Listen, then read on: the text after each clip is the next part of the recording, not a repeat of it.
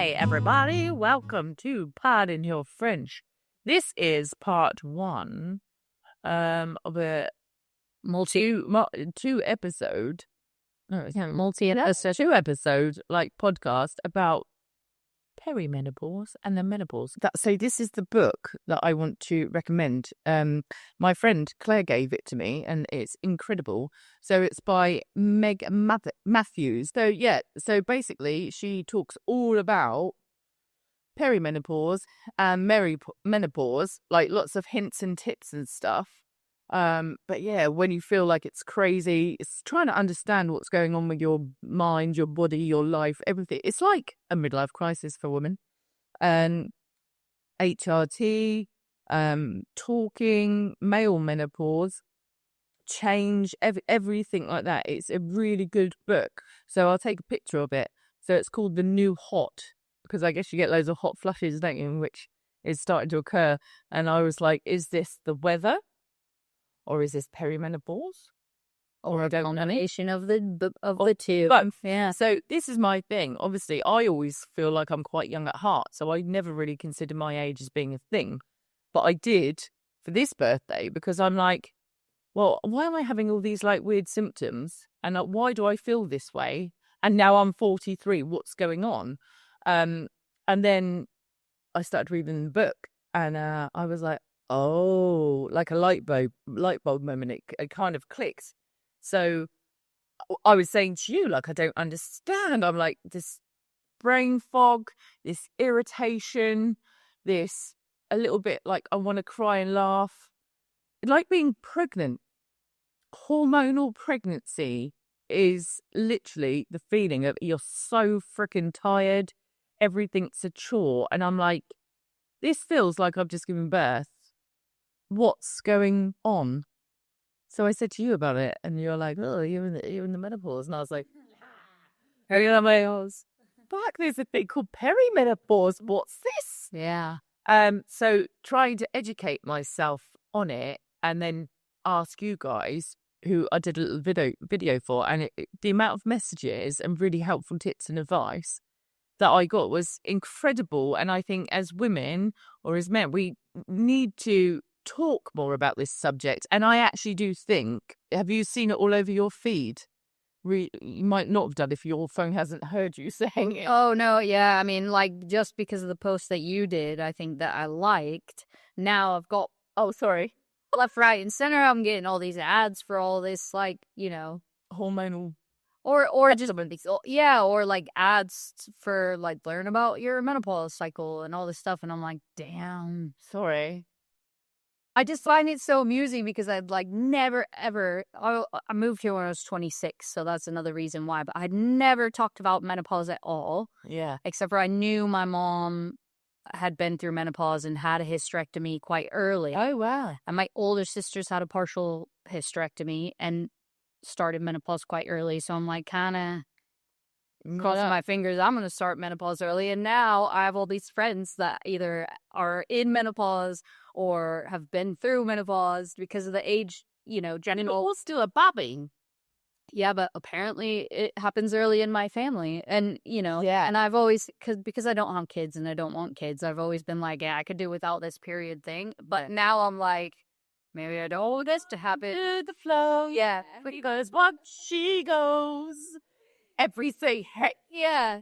But I was talking to one of my girlfriends recently, and she was like, we had a lot of fertility issues. So I never had a regular period. She's like, now I know I'm in perimenopause because I'm getting my period every 28 days, and it's hell. And I'm like, yeah, welcome to the party. 30 years of my life or whatever, It's like, yeah, that's how it was, how it's been for me for all this time. So I've always wanted to not have a period, but now I'm like shitting myself basically about all this.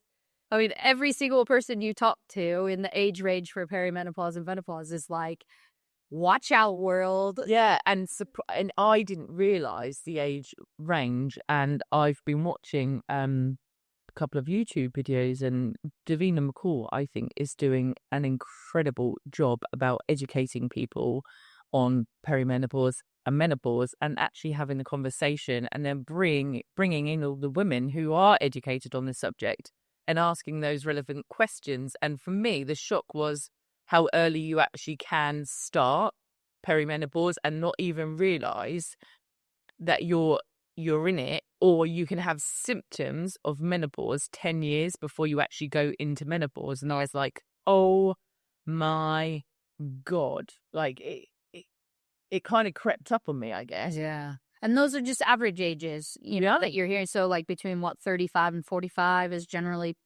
perimenopause. Yeah, and then I guess it could be a little bit later than that, and then you can go into the actual sort of menopause when your cycle. But then I know women who've been in their 60s and not had menopause, you know, and so you're like, oh my gosh. Yeah, it's a really individual. Yeah, the same as getting your period in the first place, you know. Yeah, it depends on certain factors. Basically, you're born as a female with all your eggs. I was like, what? Yeah.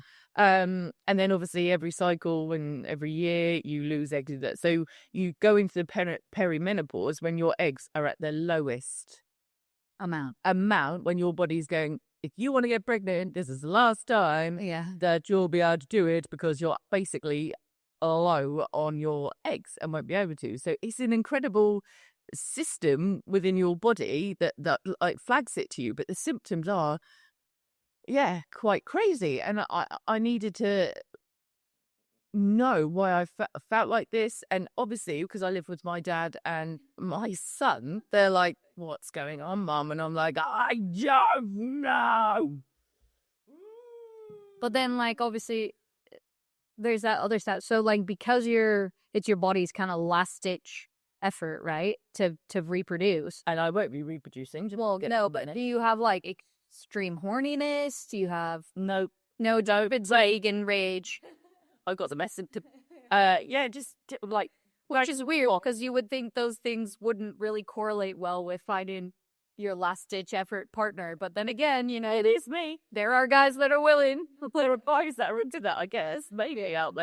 But no, I've started to feel different, and that, you know, I felt like, I guess, a bit more less confident in my abilities and in myself, because I'm like, I don't know, I can't remember now. Well, what did I say I was going to do? And I'm like, that's not who I am. And then I saw a video, and have you seen like this phenomenon that all of a sudden all these older women are getting diagnosed with ADHD? And I'm like, yeah, because like every other post or every other show seems to be about women getting diagnosed in later age with ADHD, and they're like, yeah, that's actually the perimenopause. And I was like, oh my God. Yeah, because we have different symptoms from what boys do. So as a child, they're not like, oh my gosh, this girl's got ADHD, because she's just so good at faking it. Yeah. And now we don't have any of those hormones that keep us in the state of masking, because they're starting to fluctuate all over the place. All our female reproductive hormones are all in flux. Yeah. And so you basically become like a 12-year-old boy. And you can't control your brain. Your grades go down in that. Yeah, also it's like, so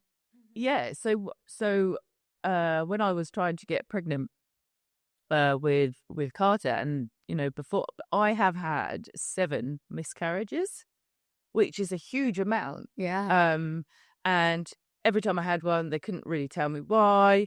And what I think is appalling, I don't know if it's the same stats in France, but in England, you had to have 3 miscarriages in order for even do a blood test on you.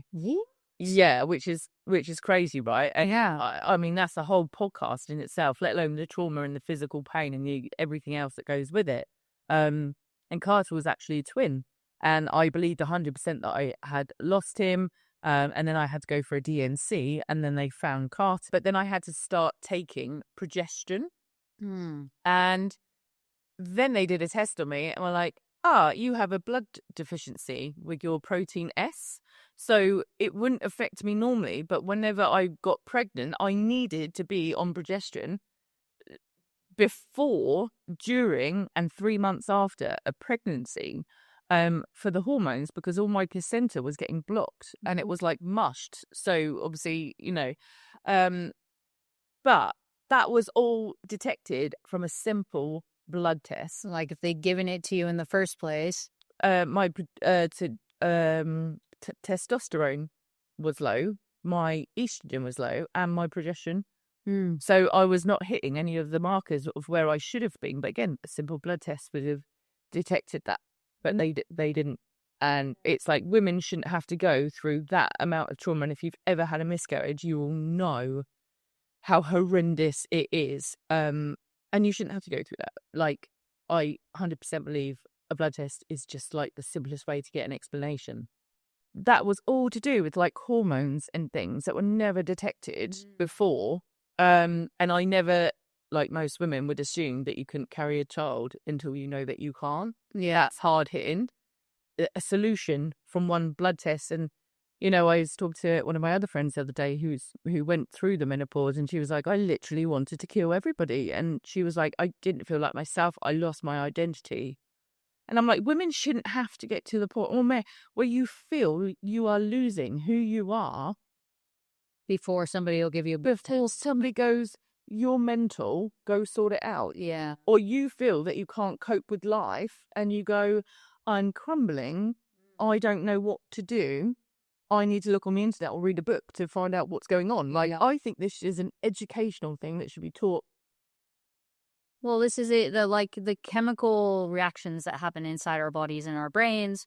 You know, it's like talk therapy is great, and we talk to Giselle, and that's really helpful to at least learn to use the words to explain how you're feeling and stuff like that. But like the chemical processes sometimes can't be fixed, or most of the time can't just be fixed by talking about it. Yeah. So being able to have the convictions to go to a GP and talk to him, a doctor for Americans, to go to your doctor and say, you know, I think there's something wrong. Yeah.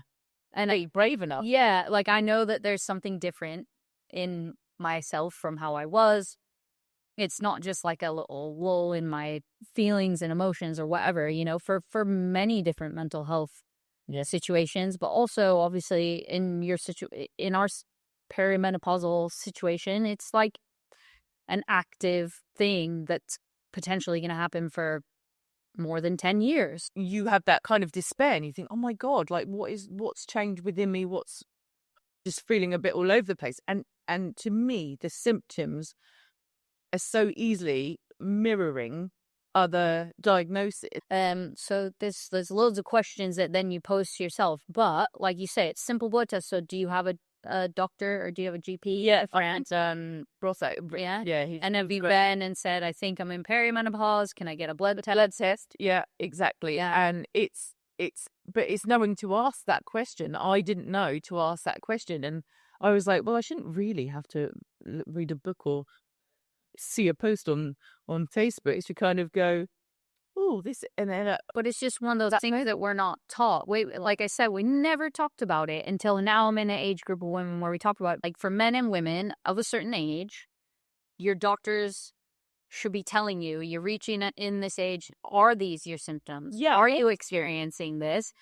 Do you want a blood test? And we can see whether or not you've gone through this. So, you know, it's only the same as the doctors here sending you that thing that says, you know, to get an annual pap smear, or you need to get an annual colorectal exam or whatever, you know, prostate exam. This is the thing. It's like, yeah, they say, you know, there's, when I moved here, they said to Simon, when you turn 50, we start doing a blood test every year instead of every 3 years. So you'll get blood tests every year. But they didn't say, oh, we'll do the one for your prostate, the blood tests to check for any elevated PSA levels for a prostate exam. Yeah. So now he's at an age where he's like, I guess I should just go to the doctor and ask him for a prostate exam. But guys don't generally do that. But is it like a human, like, oh, it will be fine, like carry on regardless, and then until a symptom shows up that you kind of go, oh,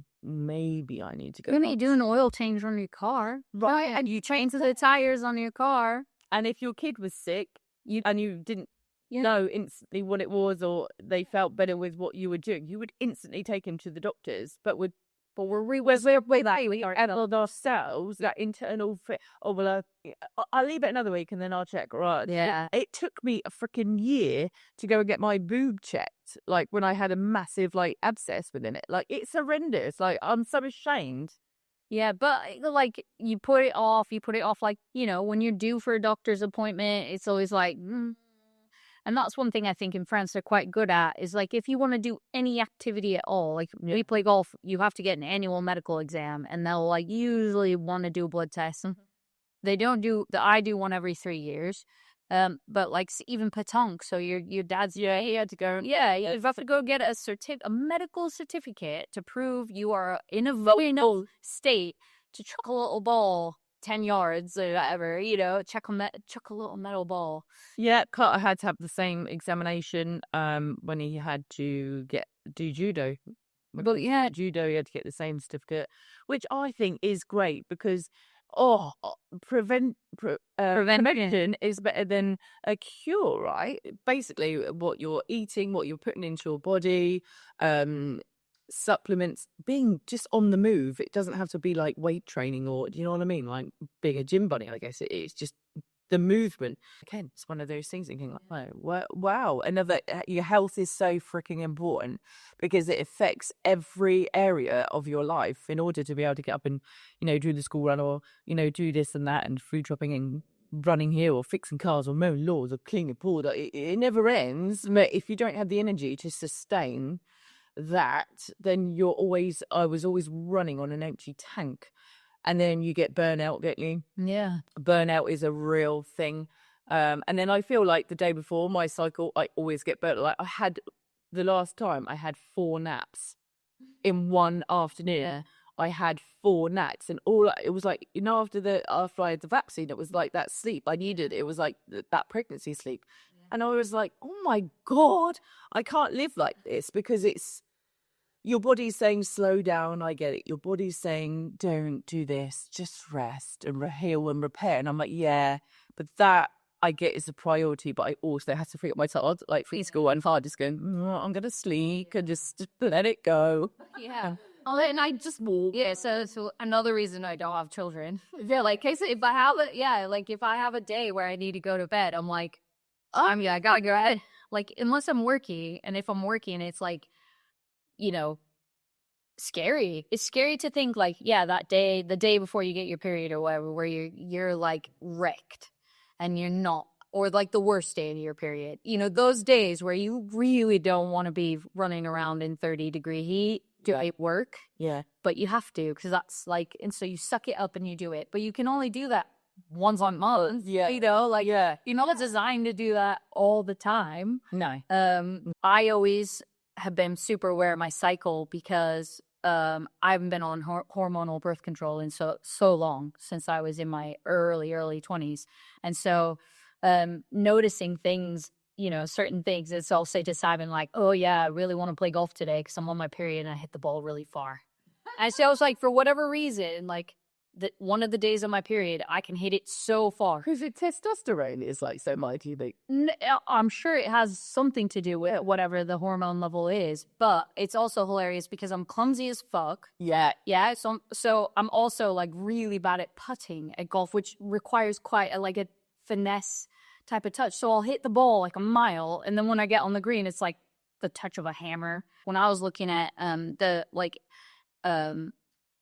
English rugby team, the English women's rugby team is freaking phenomenal, and they've only just started to like do research into how to cater the athletes' training to specific cycles. It was all done on men. Yeah, and also to like, you think your schedule and stuff. Because when we watch a lot of golf on TV, I'm like, man, if it was my period week, like I wouldn't want to play. Yeah. I'd just be like, no, I'm taking that week off or whatever. You know what I mean? Like, yeah, there's some, or if you play better or if you play worse certain times of your cycle, and like they should be doing that for men as well, because men have hormonal cycles. Yeah, they do. And it's important to understand those things, and those are only just now coming out. Yeah, I think there's been a really good movement in the last sort of 6 months, actually, about being socially and educationally aware about the difference between men and women and hormones and what part they play in your life. And actually, from like a child, you know, from 10 years up, and the hormones, like Carter had a spot the other day, and I was like, oh my God. First of all, Obviously, I didn't say that to him, but I noticed it. I was like, oh God. hey, are we starting our cycles earlier, or are we finishing them later, or, you know, like what patterns are going to start emerging in the next 10 years that we didn't know were there? Yeah, and what common traits there are of these. Totally. I struggle with consistency. I can go 100 miles, again with the ADHD found it, go 100 miles an hour and you like it. Super ambitious. Yeah, A while. and then I'm over it now. Yeah. But that Gemini, I mean, I'm over it now. I'm on to the next thing and the next thing and the next thing. So really, I should just go around building companies and then suddenly moving on like something else. You know what I mean? Because I'm like, I don't want to follow it through because longevity is never my satisfaction. It's probably the dopamine hit. So this is the last episode of Pardon Your French Pop. No. I'll just so everyone knows she's over it. We're moving on to the next thing. No. But you know what? Because every week we talk about different subjects, it keeps my brain interested, these things. But I think as a society, we are a lot more attuned to these things, what we're, like you say, consuming, what we're, you know, even with social media, because that is a consumption and it's getting more and more, and they now call it doom scrolling, don't they? And as the world gets kind of smaller in a way, because we had exposed to so much more, like, you know, the whole world's at your fingertips. So is it always hilarious? That's overwhelming, isn't it? Yeah, it's always hilarious when you think, because we're talking about, you know, the medical profession and hormones and all this stuff. It's like, it used to be that you go to your doctor and you'd say, like, this is my issue. Do you have any information? And you trusted whatever your doctor said because they were the expert on that. Yeah. Now you're like, I've got a lump in my boob. Let me go on WebMD and look at thousands of different symptoms and thousands of different doctors' opinions on different things and build up this theory in my mind about what it's going to be, to the point where when I go to my doctor, you diagnose yourself. I've diagnosed myself, and or I won't take what they say for being expert. I need another opinion and another, which isn't a bad thing. It's not bad to have a second, third opinion, blah, blah, blah. But it's the concept that, like, you know, we didn't used to know these things. Yeah. You know what I mean? And now we know all these things, and it's like, it's quite scary. It is more overwhelming. Yeah. And so, yeah, I totally get the whole anxiety thing. I wish I'd go to my doctor and ask her a question. She'd just give me an answer and I believe it. We talk about like menopause and things, and you know, so, you know, the next episode, this is obviously a two-parter. The next episode, we're bringing in Davinia, who is incredible. She has been in the health and wellness industry for 26 years. This isn't Davinia McCall, by the way, because you did mention her already. I did mention it. Yeah, and also, but yeah, Davinia, still English, yeah, still lovely. And she will be giving you some like practical advice, hints and tips on perimenopause and menopause, having conversations with your family as well, explaining how you feel, and it's okay that you feel that way. And this is what they could do to help you help them. Help me. Help you. That should be a tagline. And yeah, we, you know, getting some facts and things for you, some really good information and tips. And like I said to you, one of my friends saw my video post that I did about, oh my God, I'm getting the menopause and having a midlife crisis about 43. And she said, like, her friend read through it and put a note on her fridge every morning about, like, and rating how she feels. So when the family would come down, they would see that straight away and be like, oh, okay, Mum, stay awake for a little bit, like, all on edge today. Let's be gentle. And she's super kind to her. But she should be to mums, because mums, you know, as you know, our daddies work really hard. But so I was like, that's a really great tip, and I've never seen or heard that before. And there was another one about like couples, like marriage. So everybody can't give 100% every single day, but I guess in a marriage you I guess have to find 100%, right? So it would be like you saying to Simon, like, I can give 50% today, and someone goes, well, I can give 50, so you found 100, or like Simon, I've got it today. I'm on 75. And if you go, well, I'm absolutely shattered and it's been a really hard day, I've got a 25, babe. Yeah. So together as a couple, you make that 100. And I'm like, that's amazing because that's math anybody can do. But recognizing somebody else is feeling 75% good, or sometimes they might shock and go, babe, I've got like 10% today. And then they're going, do you know what? I got you. Yeah. And in that moment, somebody says, I got you. Yeah. Oh my God, pressure it off. The release of like, oh my God, I'm also being looked after because I can't look after myself today has got to be incredible. So I think a numbers game is really important. And actually, I'm going to teach Carter. I was going to say, so instead of a husband for you, we'll say, our dad and Carter. So you can just put on the fridge. Yeah, just an house prayer. And your dad, like Carter, has to pick up the slack in between. Right, and just say, look, I mean, I give 95%, if not more, most days. But some days, like when you get your cycle or you're feeling some symptoms, you want to go, I just can't today. If I could just let them know without having to have that conversation or turn it into like, oh, mum's feeling rubbish today. Like, I could just put up a number, and then go, that's me. Identify that number with me today. It was like number today, hot flash level. So it's like, don't comment on mom's nudity. Mom can't, or as well as this. Oh, yeah, exactly. Mom can't wear clothes today. Yeah, but again, having that open conversation, because I'm not that kind of mum that would just go like, well, I'm going butt naked today, or putting in on bikini. I'm like, yo, I would do that to people, so I suffer in silence, and I just wear shorts and t-shirt no matter what. Or starfish, which we will show you in an episode. But still sounds terrible every time. It's not acceptable. It's just like, oh, you're ready. I get it. So I've been laughing because obviously ever since you posted that video, I get all sorts of fucking menopausal info coming through. And like a lot of it's like TikTok and memes and Insta videos and stuff. A video of a woman like talking about how they're in the US, they might end up trying to bring back the draft. So they like make kids between 18 and 25, 35 or whatever sign up for the draft. Wow. And the woman's like, I don't know why you mess around with that population. Like, why are we going to mess with the kids, man? Let the kids be kids. Yeah. You've got an entire generation of menopausal women who don't give a and they want to kill somebody. They are ready. Like, and it's so funny. Her like, and I was like, that's pretty accurate, because like you do hit this age where you're just like, man, fuck today. I would do anything for a vacation. I would do anything. Sometimes I'd do anything to wear a helmet and a M16. Like, no, that's not the same thing as a vacation. Like, just get out of the house. I would do anything for an MRE packet. Like, what? Like, oh, you didn't have to quit, you just took it up. I wouldn't have to cook. Not that I'm taking anything away from veterans, but I do believe a perimenopause, a menopause female army would pretty dominate. Incredibly angry. Very well. You get the awareness that there's all these other women in the world.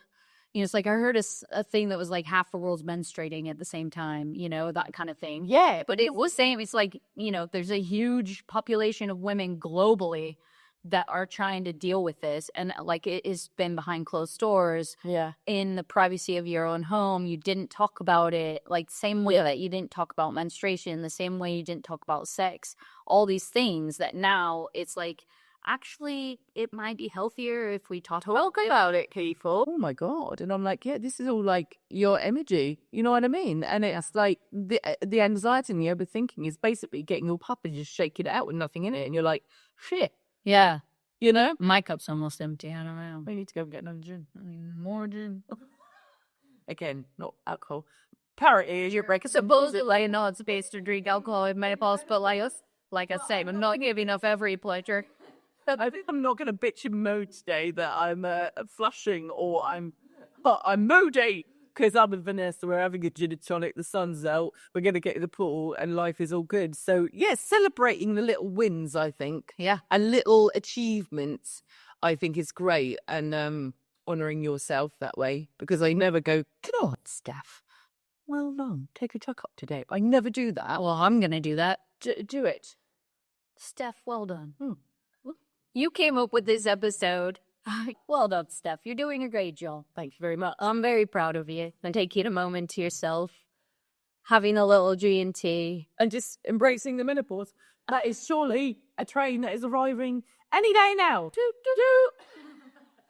So thank you so much for watching. Please tune in for episode 2 with Davinia, because it is going to be practical, great advice, tips and tricks for perimenopause, menopause, how it affects your family, and it will be great.